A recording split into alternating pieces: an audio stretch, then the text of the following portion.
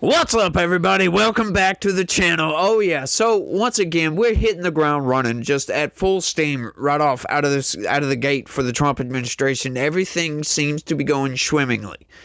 It seems to be going a little bit too good, if you ask me. Everything's just moving right along. The corporate press is whinging. The left is having heart attack after heart attack on top of a stroke. And I'm loving every single minute of this. We are taking our country back. Donald Trump is just hitting on every single cylinder. You know, promises made, promises kept type of thing. He said he was going to do these things day one, and he's doing them. One of the things, though, he hasn't ended that damn conflict in Ukraine. But he is threatening Putin with, here we go, wait for it, sanctions. Oh, wait, as if that hasn't been tried yet. Come on, Trump. You can do a little bit better than, threaten him with sanctions. Hang on just a second. I've made probably 6 or 7 different videos of Joe Biden imposing the most sanctions he could impose on Russia. Yeah, 7 or 8 different times. Like, you might think, well, hang on, that the math on that doesn't add up quite. Yeah, it sure doesn't, does it? Because after the first time, how could you impose more sanctions than the most sanctions you could impose on Russia? You would think if you imposed the most, you couldn't impose any more because there are none left. But, you know, promises made and lies kept, I guess, when it comes to the Biden administration. But check this out, y'all. Check it out. State Department freezes new funding for nearly all U.S. aid programs worldwide. That is right. So, here we go. Hey, we've had enough of giving handouts, right? We're giving out money that we don't have. We're doing all of this in a deficit. It's not like we have a surplus of funds that we're handing out all over the world. We are doing all of this, all of the aid, funding our government. Everything is in a deficit. How do you like them apples? Once you realize that, hang on, where's all the revenue going? Yeah, it's going to Medicare, Medicaid, Social Security, and paying our interest payments on that almost $37 trillion in debt. That's where all of it's going. Right. And all the departments of the federal government are being funded in a deficit, essentially. NASA, our moonshot, Artemis program, going back to the moon, funded in a deficit. $200 and something billion to Ukraine, funded in a deficit. $17 billion to Taiwan, $17 billion to Israel. Deficit. It's all in a deficit, y'all. Every single bit of it. So this is a step in the right direction, as a matter of fact. The State Department ordered a sweeping freeze Friday on new funding for almost all U.S. foreign assistance, making exceptions for emergency food programs, military aid to Israel and Egypt, of all places. Now, I think the Egypt thing might have something to do with Gaza. I'm not 100% sure on that. I'm not in the State Department, and I'm not real big on foreign policy matters. So I'm not sure what that Egypt situation is, but, it is what it is. The order threatened a quick halt to many of the billions of dollars in U.S.-funded projects globally to support health, education, development, job training, anti-corruption, security assistance, and other efforts. The U.S. provides more foreign aid globally than any other country, budgeting about $60 billion in 2023, or about 1% of the U.S. budget. Yeah, that's a lot. And that's outside of, the supplemental aid package that went to Ukraine and Israel and all of that. That $95 billion funding package. This is just the standard aid that we give out year over year over year. Right? Of course, it always goes up because they always just so happen to spend all that money and request more money. They want a raise. They think that the world deserves more of our money that we're having to borrow from other places to give to these people. How much sense does this make, right? Like, look, I totally understand. A lot of people in this country, they're bleeding heart Americans, right? They just want to give, give, give, give, give. This is why you can have somebody get on social media and announce they have brain cancer or something like that. And next thing you know, there's a Give, Send, Go or a GoFundMe or some sort of account with $2.36 million. It's like, where did all that money come from? A bunch of people that you don't know decided to donate a bunch of money to you. That's just the American way. People have excess amounts of money. Well, you know what? The government, the federal government, does not have excess amounts of money. We don't. Once again, all of our federal departments, all of their budgetary funding is all in a deficit. Yeah, that's insane once you find that out.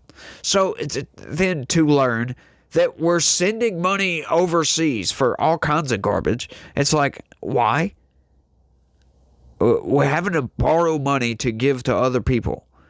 When you put it that way, it makes absolutely no sense that we do this. Secretary of State Marco Rubio's order delivered in a cable sent to U.S. embassies worldwide specifically exempted emergency food programs, such as those helping to feed millions in a widening famine in warring Sudan. The cable spells out the execution of the aid freezing executive order President Donald Trump signed on Monday.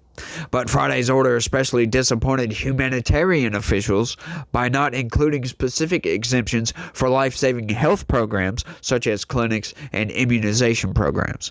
Some leading aid organizations were interpreting the directive as an immediate stop work order for U.S.-funded aid work globally, a former senior U.S. agency for international development official said. Many would likely cease operations immediately so as not to incur more costs, the official said. The official was not authorized to speak publicly and spoke on the condition of anonymity. Naturally, they always do this. Not sure why. Well, you too scared? You scared you're going to lose your freaking job or something? Sissies. Suspending funding could have life or death consequences for children and families around the world, said Abby Maxim, head of Oxfam America. You know what I would have to say to that? These people just don't seem to get it, right? The Americans, like, if you want to send aid abroad, right? You want, help for all these places, do it through the American people, not through the federal government, right? Once again, like I said, we have people out there with excess amounts of money. The federal government does not. You want aid for whatever the hell, for children and families around the world. You want that? Go start up a GoFundMe or something and ask for money for there. The federal government does not have excess amounts of money. So what these people are basically saying, when I know for a fact that these people know that these things exist, these charities and whatever, they exist for that specific reason. They're saying they want federal assistance. They don't care about this other stuff. They're saying, we need to save children around the world, right? Well, if you destroy your own country in the process, what's the freaking point? Like, that's how I see this. These people are destroying our country to give our riches abroad. That's exactly what's going on here. Once again, because all of this is in a deficit, we don't have the excess amount of funds to give these people. So why the hell do they think we can do this? Why do they think, this is a travesty of justice, that we're not sending aid in a deficit abroad anymore? It's like, what is wrong with these people? Seriously, I understand you wanting to help people, but that does not help us. You're destroying the country behind you. By suspending foreign development assistance, the Trump administration is threatening the lives and futures of communities in crisis and abandoning the United States' long-held bipartisan approach to foreign assistance, which supports people based on need, regardless of politics, Maxim said in a statement. This person is either deranged or they don't understand economics for some reason. You can't just continually spend money in a deficit and think everything is going to be just rosy, because it is not. I don't get these people. At the United Nations, Deputy Spokesperson Farah Haq said, "These are bilateral decisions, but nonetheless, we expect those nations who have the capability to generously fund development assistance." Yeah, sure, fine, whatever. Like, that was a pointless paragraph to throw in here. While Rubio's order exempted military assistance to allies Israel and Egypt from the freeze, there was no indication of a similar waiver to allow vital U.S. military assistance to Ukraine through. Wow. So, that wasn't a statement from anybody at the UN or any, federal government employee. That was a statement from the Associated Press, as a matter of fact. So what they're telling you is they care more about funding war than they do about saving our country from this spending crisis that we have.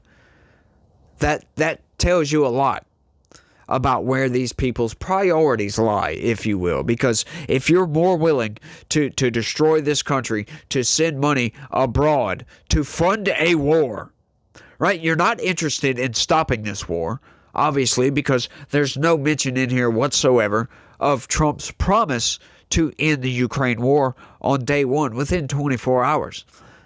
Mind you, this is day 5. I don't know if you noticed, but the AP is keeping record of how many days Trump is in office. I'll throw the headline right back up there. If you look at that headline right up there at the top, it says Trump day 5.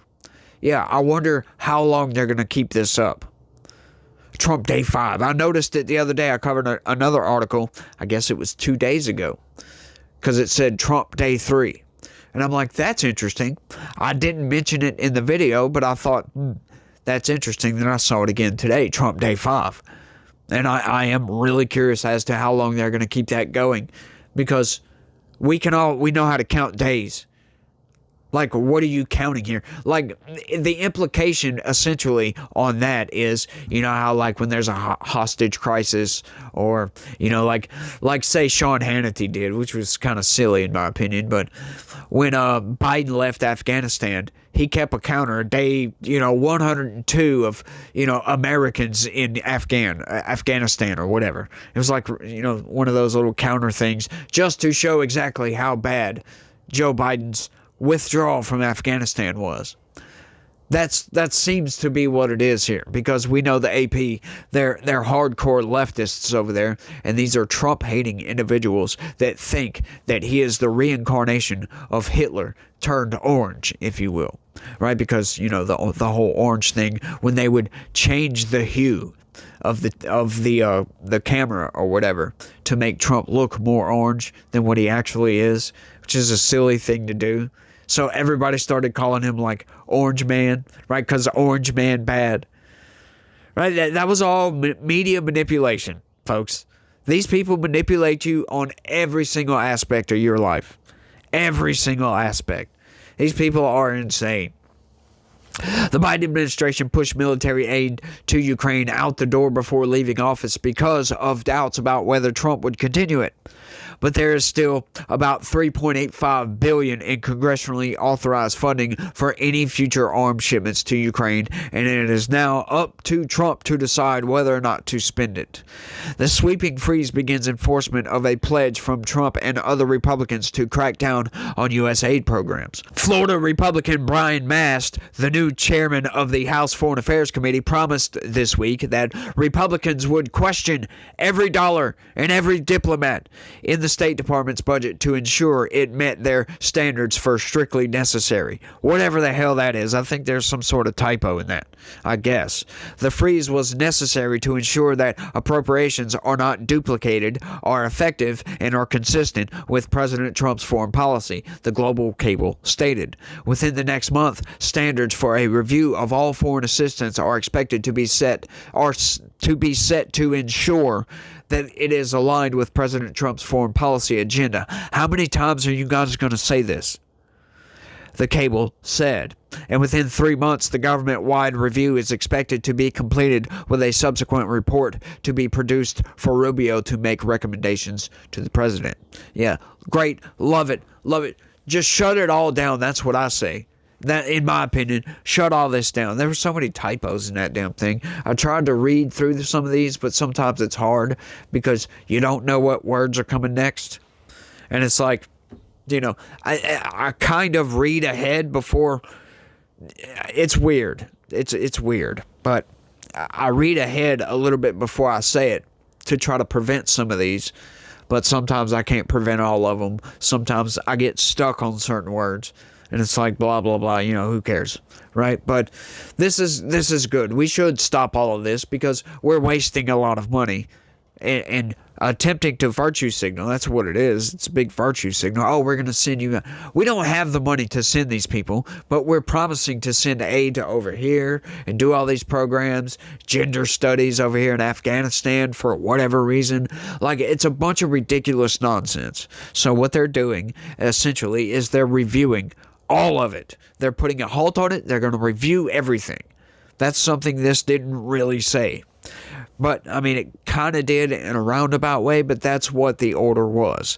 A review on all of these foreign aid programs. Where they're going to continue the one to Israel. I don't know why they chose Israel. I guess maybe it's because one of Donald Trump's big donors come, as a big Israel hawk or whatever.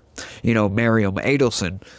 That's questionable actions right there. So I don't know why Egypt, though. Egypt, that's a weird one.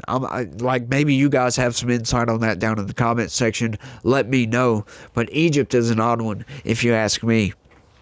But yeah, I think get rid of all this because most of it's nonsense garbage anyway, because we're spending in a deficit to do it. So why do it? Why give somebody else assistance to our own detriment? It's like cutting off your leg to spite your foot, right?